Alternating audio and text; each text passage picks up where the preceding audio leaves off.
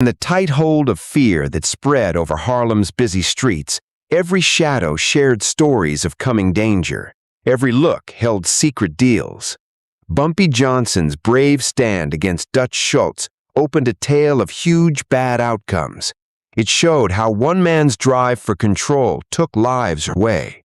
It also shattered hopes and broke trust in a community near collapse in 1932's tough money crisis. As the deadline rushed to Saturday afternoon, September 17th, the neighborhood became a place of deep worry. Moms held kids close in dim rooms. Store owners covered windows to block harm. The air buzzed with prayers from churches. All this highlighted the big hidden prices of this power battle. It placed Bumpy as both a hero and a sign of trouble. His moves created a story filled with the tough cost of freedom gained through blood and lies.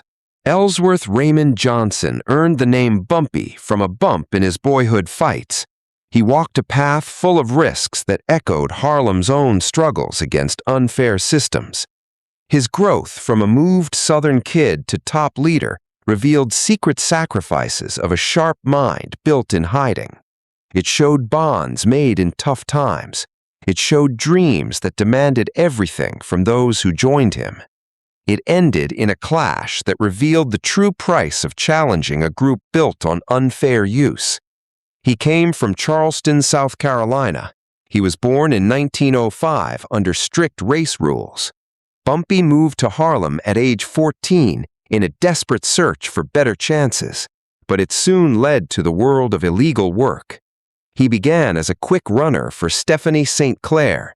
Folks called her Madam Queen. Her clever control of numbers betting lit a path through limited options and race blocks. He dove deep into the game's math sides. Bumpy sharpened his skills. He figured out patterns of luck and rewards. This lifted him from simple messenger to strategy expert. His brain became a tool as powerful as any gun. It spotted weak points. It boosted wins in a world where kindness was rare. From 1925 to 1928, his role as Madame St. Clair's tough protector built his fame for solid defense.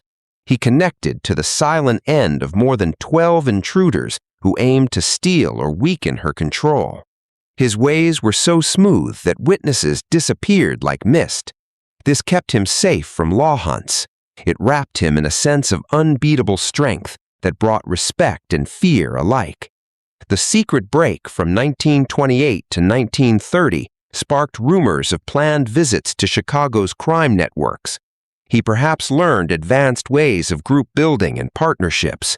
It finished with his return holding big cash, broad connections, and deeper understanding of power rules. This prepared for his major shift in Harlem's underground scene. From 1930 to 1932, Bumpy carefully built a betting empire worth $5 million each year. He combined separate banks into one united group. He hired many locals to circulate money within the community. He defended against outside threats with alert power. He quietly gave funds to churches and help causes. This shaped him as both crime giant and kind supporter. His illegal roots strangely built a feeling of safety and community pride during widespread struggles. This steady climb drew the unavoidable fight with Arthur Flegenheimer. He used the name Dutch Schultz to hide his background and boost his threat. He was a 30-year-old force controlling a $50 million yearly operation with illegal drinks, bets, and worker threats. It grew on widespread corruption and constant attacks. Schultz's early life began in the Bronx in 1902 under immigrant hardships and dad leaving. It drove him to young crimes. He took his name from old gang legends to show a strong German image in a scene led by Irish and Italian. It was a smart change that hid doubts while increasing fear. His quick rise in the no-drink era included taking all beer movement in North areas. He paid big bribes to cops and city officials to protect his work. He enjoyed fancy homes and top foods. He wisely shifted to lasting crimes like numbers rackets to secure wealth against the coming end of bans. Starting in early 1931, Schultz's grab into Harlem mixed clever money plays with brutal force. He offered low buy prices at 10 to 20% of true value to local operators. He escalated to body harms, fire destructions, family fears, and planned murders for resistors. It counted at least 30 deaths over 18 months of attacks that seized 40% of the land. It pushed Madame St. Clair towards slow exit. It made Bumpy seem unimportant in his large scheme. But this overconfidence hid Schultz from Bumpy's hidden planning and the building anger in Harlem against outsiders who drained riches without giving back. It turned the rising storm into a test for race and money freedom. The effects of standing up promised to reshape bonds and bring unexpected punishments on attackers and innocents together. At the center of this storm sat the numbers betting system. It was a $20 million yearly powerhouse driven by small bets on 3-number sets from fair money figures like stock totals. It offered 1,000 to 1 odds against 600 to 1 payouts. It delivered $13 million pure profit after subtracting $2 million for prizes, $3 million for running costs with runners, guards, and bank spots, and $2 million for protections to cops, judges, and enforcers. This made it a vital part of Harlem's money flow. It supported 25,000 people through jobs and links with everyday places like diners, barbers, and newsstands that served as bet points. Control over this setup became key to community strength and risk. This money lifeline made the conflict huge. It changed it into a war for Harlem's core. Bumpy's model of local care clashed with Schultz's draining style. It predicted waves that could strengthen toughness or cause broad ruin. The unseen burdens of lost jobs and scared minds weighed heavy on justice scales. The spark came on Thursday, September 15th, around 2:30 p.m. It happened inside the fancy Renaissance Ballroom on West 138th Street. Bumpy arrived with over 24 armed allies. They entered Schultz's meeting of assistants among nearly 100 watchers, including off-duty police. He declared a command that redrew borders and started waves of payback. He stepped forward with firm calm. Bumpy ordered Schultz's complete withdrawal, removed trucks, agents, and threatmen within 48 hours.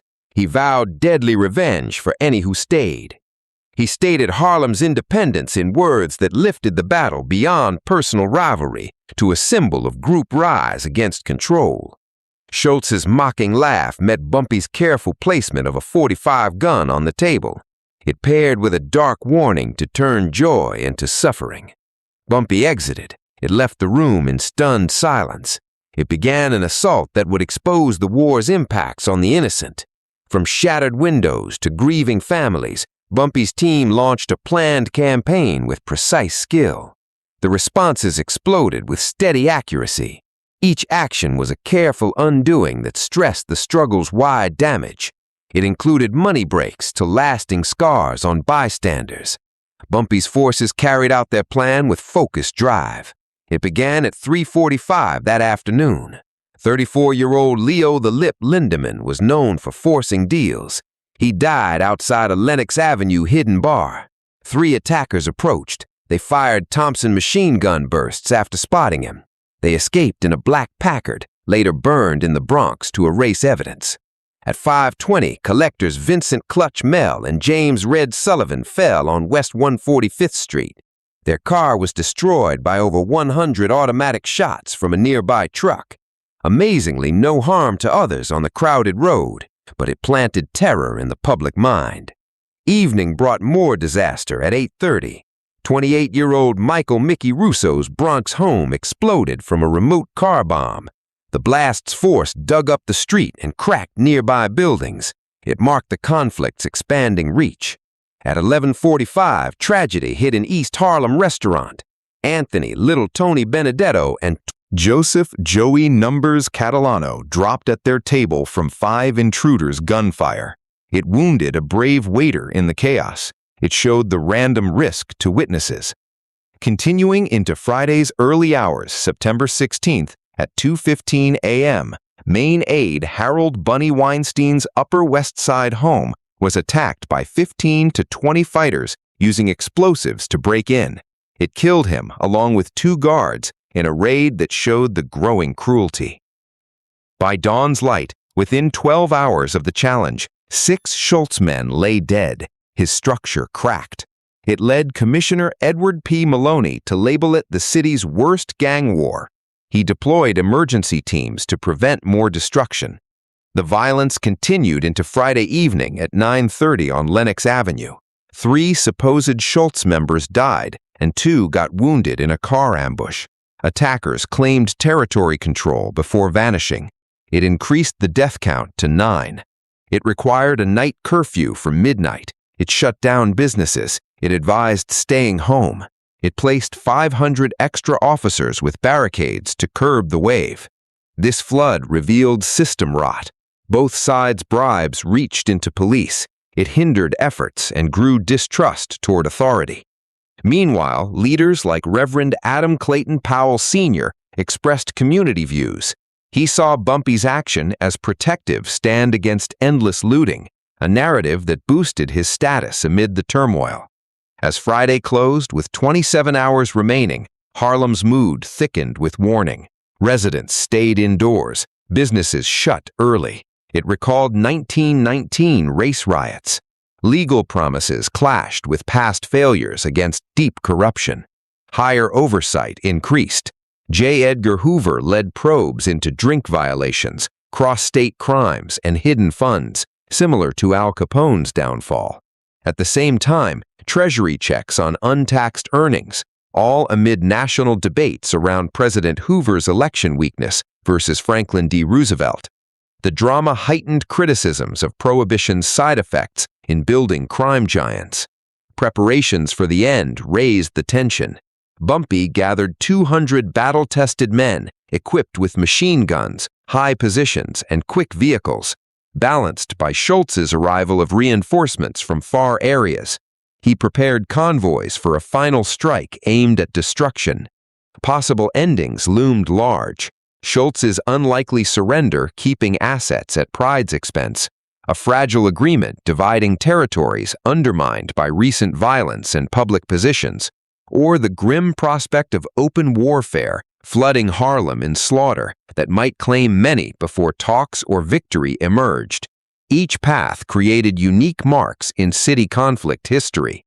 As midnight began Saturday, September 17th, with 16 hours counting down, the city's shared anxiety focused on whether Schultz would yield to Bumpy's proven strength, accept the high price of persistence, or unleash greater force to crush the uprising, turn avenues into death zones where economic rule hung fragile. This moment captured Prohibition's broad failure, started in 1919 with good intentions to stop vice, but it created rich organizations, widespread bribes, and cultural joining in breaking rules, as shown by Schultz's bootleg origins and Bumpy's betting haven. Both thrived in a framework of impractical laws that eroded respect for law and enlarged violence. Demands for repeal echoed since 1925, gained urgency from this crisis, pushed both parties to admit the policy's disastrous results in bloodshed and moral decay, positioned Harlem's ordeal as a warning symbol for national change. Through this lens, Bumpy's defiance went beyond crime. It embodied a story of empowerment against oppression, where the people's endurance shone amid adversity, requiring acknowledgement of the profound human costs in pursuing fairness outside normal bounds, ensuring his tale lasted as a guide for future groups navigating power's risky realm.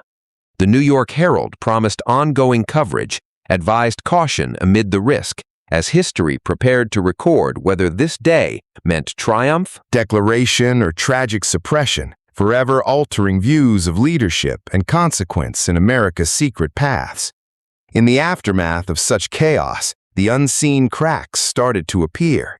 Families grieved not only the dead, but the purity taken from kids who saw daytime killings. Economic gaps left by closed businesses that once offered small but essential support. Weakened belief in systems meant to shield, but involved in the disorder. All combined to portray Bumpy's war as a two-sided weapon that sliced deep into Harlem's shared spirit. Meanwhile, as federal investigators dug deeper into money flows, uncovering levels of hiding that could topple even the strongest, the political stage in Washington raised the risks, with the upcoming November elections framing Harlem's violence as a strong blame of failed policies, urging a settlement that might finally tear down the structures of corruption built over a decade of wrong prohibition.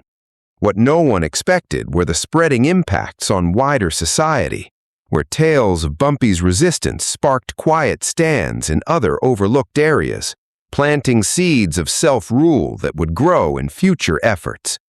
Even as the direct results threatened to pull Harlem into more despair if the deadline passed without give. But in the still moments before the storm's height, thoughts on Bumpy's past showed extra layers. His southern beginnings built a toughness against pressure that fit perfectly to city conflicts. His puzzling Chicago time perhaps created links with people in the Windy City's groups, taking methods of teamwork that now appeared in the exact attacks against Schultz's system. Likewise, Schultz's own weaknesses surfaced, his chosen name a guard against race biases in the crime scene. Yet his excess in Harlem revealed gaps in his shield, where dependence on raw power ignored the strength of community unity that Bumpy had cleverly gathered. The neighborhood's rhythm pulsed through churches like Abyssinian Baptist, where Reverend Powell's messages rang as hidden support, highlighted how this was not just rival gangs, but a stand-in for larger battles against economic takeover, with numbers profits standing for not only wealth, but independence in a time when honest paths were closed. As the curfew's rules covered the streets in odd quiet, broken only by rare patrols or far whispers, the burden of potential results pressed stronger, each possibility carrying its own flow of outcomes. From a humbled Schultz pulling back and letting Harlem breathe easy at the price of his fame, to a ranged truce that could save lives but weaken Bumpy's goal, or the massive full war that might scar the area forever, taking blameless and toughening those who lived into coming generations of careful hearts. Through it all, the money details of the numbers game stood as the quiet builder, its design allowing huge gains that drove dreams and ruins alike, with every wager placed by hopeful locals unknowingly adding to the explosive mix now sparked, reminding everyone that in the hunt for fortune, the real price often rested in the kindness lost along the path. As the herald's machines readied for the next day's news, the city prepared, knowing that whatever occurred at 2:30 would not only settle rule over Harlem's treasures, but carve lasting teachings on the risks of power without limits and the endurance needed to confront it, making certain Bumpy Johnson's name lived on, not as simple criminal, but as symbol of a neighborhood's endless struggle against the odds.